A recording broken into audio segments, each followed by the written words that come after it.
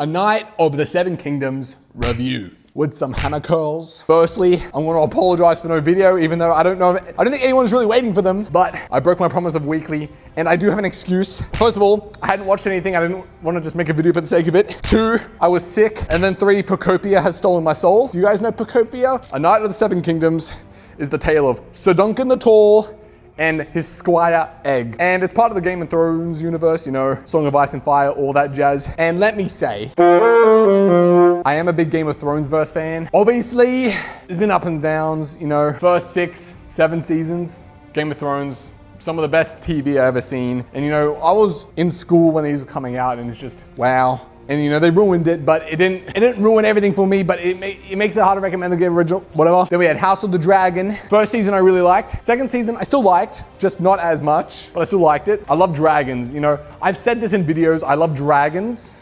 And now we have this. I don't know if there's another series I'm missing, but that's at least what I've seen. And this show has had a pretty positive reception, and I have to agree with it. When it first came out, I kind of didn't even know it was dropping. I didn't really hear much about it.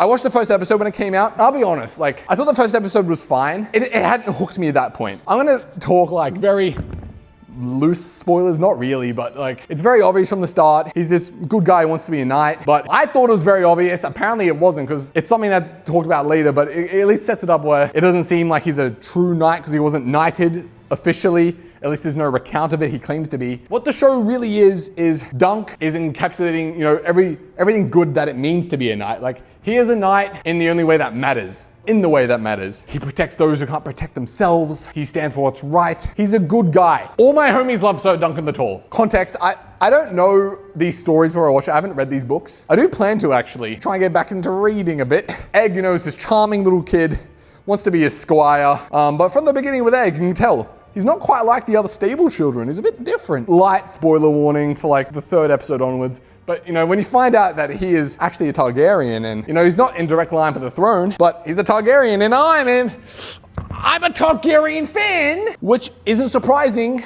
given how much I like dragons. I want to be the blood of the dragon. I am. I'm actually a golden dragon zodiac. Is that a bit of a self-dox? But I've got the blood of the dragon. That's what I care about in this situation. And I don't want this video just to be all about the plot, but you know, it goes from Duncan wants to prove himself as a knight in this tournament, but they're not letting him enter it because no one can vouch for his knighthood.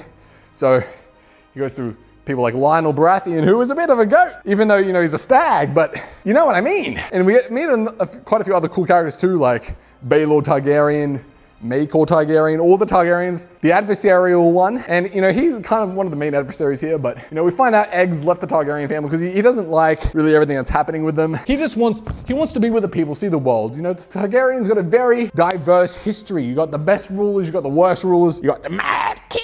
The Mad King. I'm the Mad Sax. And the show climaxed in about the 7th episode, I think. It was second last. And I will say, this was a short show. This was, I believe, 8 30-minute episodes approximately, which isn't long, especially for a show like this. You know, Game of Thrones is usually hour-long episodes, so this was quite short. I didn't think it was a bad thing. I mean, I think there's more seasons already confirmed, so I'm not complaining at all.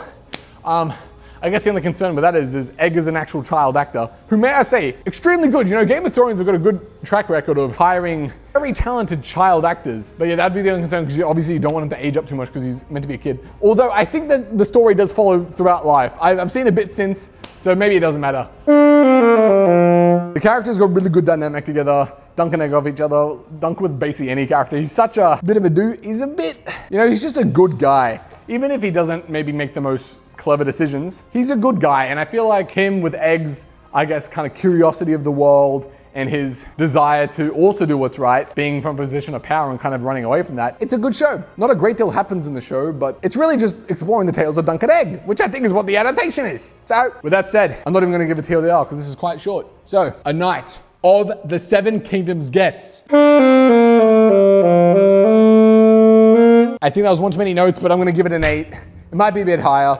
I really enjoyed it. It wasn't anything that really blew me away. I mean, there were particularly good scenes like the Trial of the Seven. You like the Trial of the Seven? That was a really cool episode. But yeah, like, it was a really good show. I'm not gonna elaborate for the sake of it. So thank you all for watching. I'm sorry about my break. I've got multiple videos coming, multiple weeks in a row, maybe even 2 in a week.